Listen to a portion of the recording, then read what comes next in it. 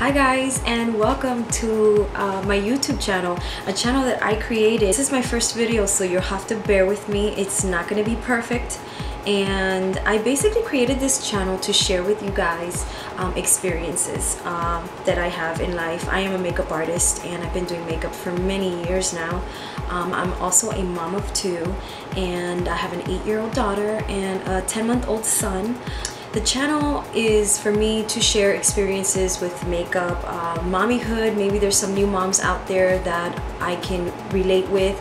You know, I love fashion. I'll probably talk a lot about fashion. I like home decor. I also am working really hard to getting my body back in shape to my pre-pregnancy body. I am about 6 or 7 pounds away from my pre-pregnancy body, and I also want to share some experiences that I have working hard at getting back to my pre-pregnancy body.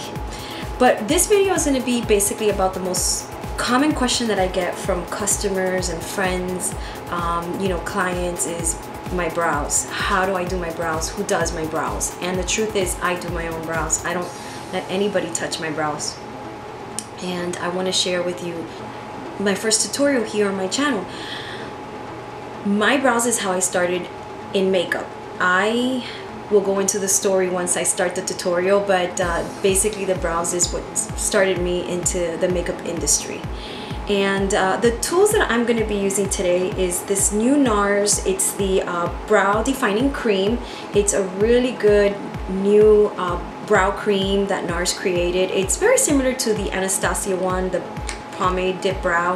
The only thing is that this is not as heavy. I find this to be a little bit lighter in texture, so I like the use of this. I think that the Anastasia brow pomade is a little heavy for me personally. I am going to be using her brush. This is the number 7 brush. It's a very flat brush. Let me see if I can zoom in and see if you can see it. I'm sorry if it's not coming in clear, but yeah, it's the number 7 brush. It's an angular brush and it's got a spoolie at the end. I think this brush is redone. I think it's black now. This is a very old brush. You also want to have a spoolie, and the spoolie is great to diffuse any mistakes and obviously to brush your brow hairs. I also love the Anastasia brow powder. Obviously this is like the whole brow kit, but you can buy the individual brow powders in the color that corresponds to you. I would suggest either a color that's very similar to your hair color or lighter, or maybe a shade lighter. Never go darker, depending on your look really. I have seen some blondes with really dark brows and somehow it works. It looks really good. But you know, if you want to create a natural brow, yes, you want to get a color that's one shade lighter, or a color that's very similar to your hair color. So these are the tools that I'll be using. Yes, I use the Brow Wiz. I love the Brow Wiz, but it's something that I use when I'm going out the door. I don't want to spend too much time on my brows if I'm going to the gym or the supermarket, and the Brow Wiz is great for that. But I'm going to be using this Nars brow defining cream in the color Tanami. And you also want to have some Q-tips as well. They're great to clean, erase any mistakes, and the Anastasia brow gel. Any brow gel will do, clear brow gel. Okay, so thank you for watching. Stick by if you want to see this tutorial, and I hope you like it. Okay guys, so let's start this tutorial. In front of me I have obviously all the tools that I need. My brush, the 7 brush. So I'm going to go ahead and dip into the brush, and how I'm going to dip into the brush is sideways. I'm just going to slide the brush in sideways. You never want to go directly into the brush and dip. So you basically swipe the brush on both sides, and then in the back of your hand you want to swipe off the extra excess of product that is going to accumulate on the brush when you dip it. So you want to make sure that the brush is nice and clean, but yet still has product in it. And as you could see my brow, trying to make sure that you guys can see my bad brow. This is my bad brow. This is my good brow, but obviously we always have a brow that we favor. But when I do my brows and I have them done, I really don't favor. I like them both. I've been doing them for so long that I don't really have a favorite brow. I like them both. So I obviously want to start right in the dead center. The minute you apply your brush to your brow, you want to start always in the center, in the middle 1/3 and to the outer 1/3 of your brow, and then you're just gonna do like hair like sweep motions with your brush, and then brush your hair. Do the same thing again. I apologize, my son is here. Do the same thing again, you know, sweep the brows and apply where needed.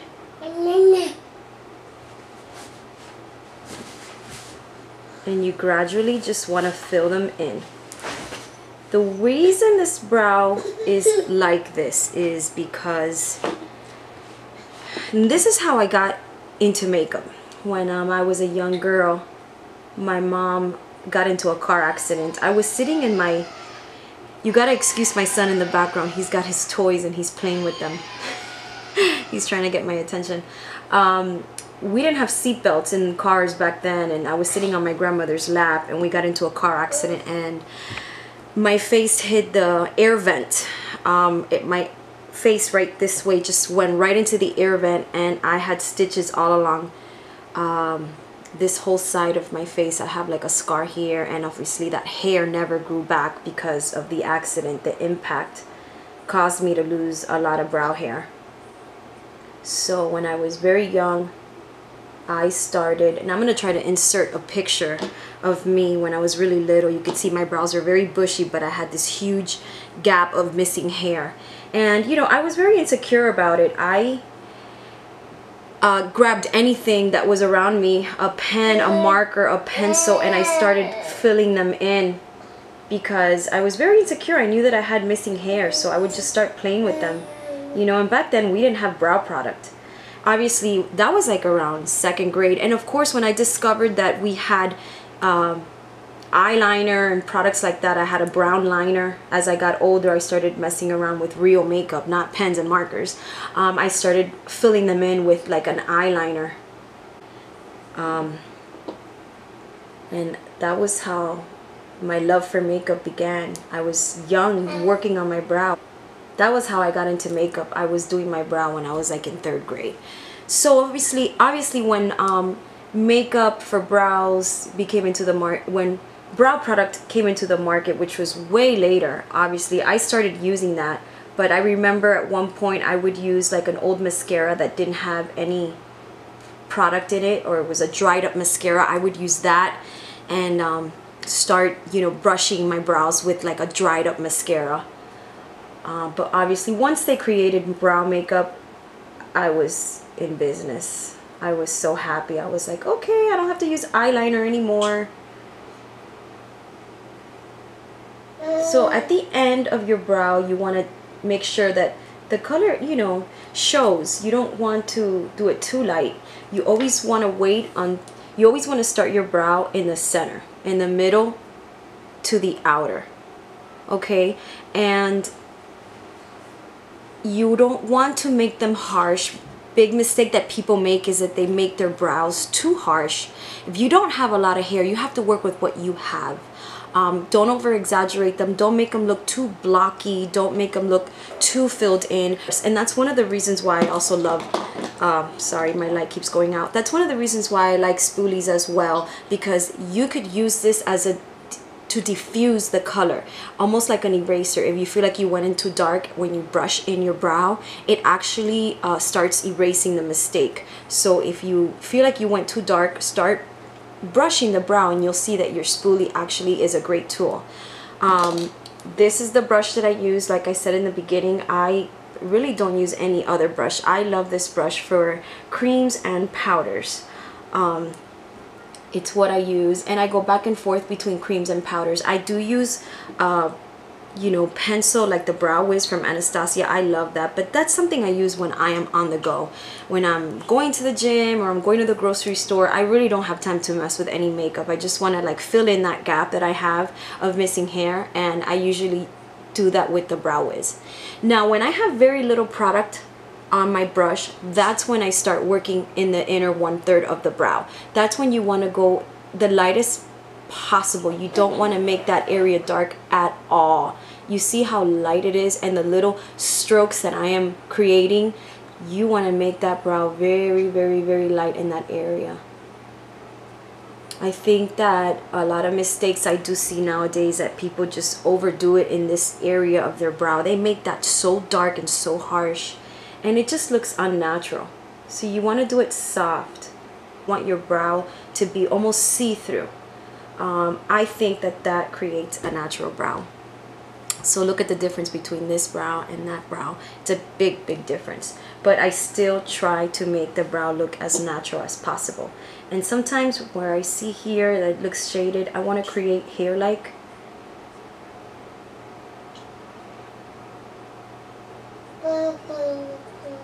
And I feel like it's too strong there, so I'm going to go back with my spoolie and brush it out. The spoolie is such a great tool. When you learn to do your brows, you'll see why it's such a good tool. I mean, if you make a mistake, like I said, you just use it and it brushes away any mistakes that you've made.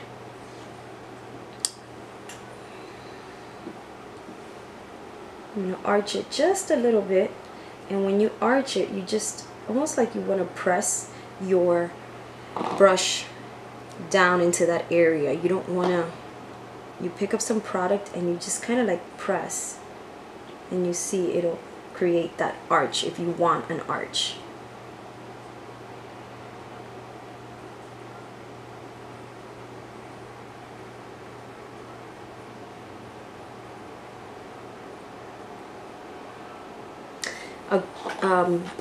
Very important, you always want to maintain your brush by pressing it down like this really tight. That'll allow the brush to maintain its hair from fraying, and you know, these brushes last only so long, but you always want to clean it and always go in the direction of the hair. You always want to clean it this way when you're washing it. You always want to press it that way. Always maintain the brush nice and tight.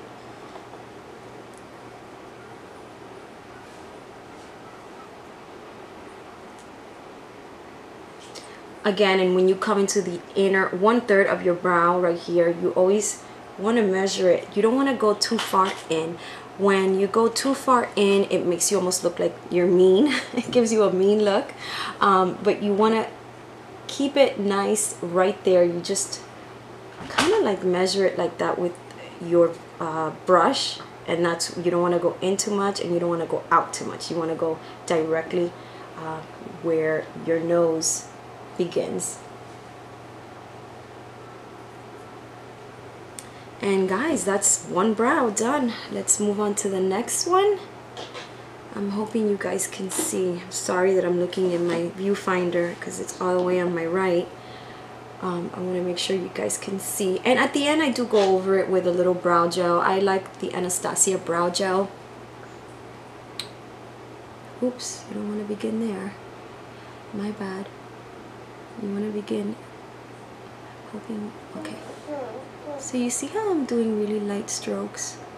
This brow obviously has hair in the center, but you know, honestly, I don't have a lot of hair on either two of my brows. As you get older, you'll see that you lose hair on in your brows, and that's why the power of makeup is here to help you with that. You see how I'm drawing hair-like strokes? I'm going very lightly. I think that the more that you practice, the better you become. And obviously, the two brows are never going to be identical. No two brows are alike. Mine are obviously opposites. They're polar opposites. They're not even related. But you obviously want to try to create them as close as possible, but don't feel like they have to be super identical. No two brows are alike, and I think it adds character when they're just a tad different.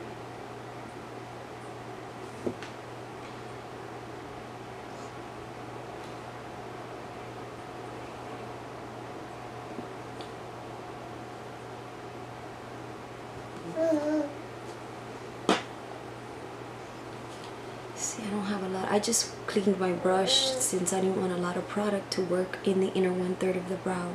You always want to leave that super light and be gentle. Not a lot of product.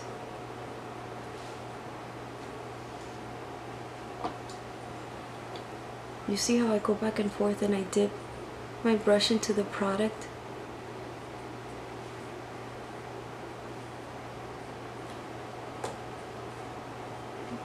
And of course, Q-tips are the best tool. You can clean, you can fix mistakes and erase them if you went out too far.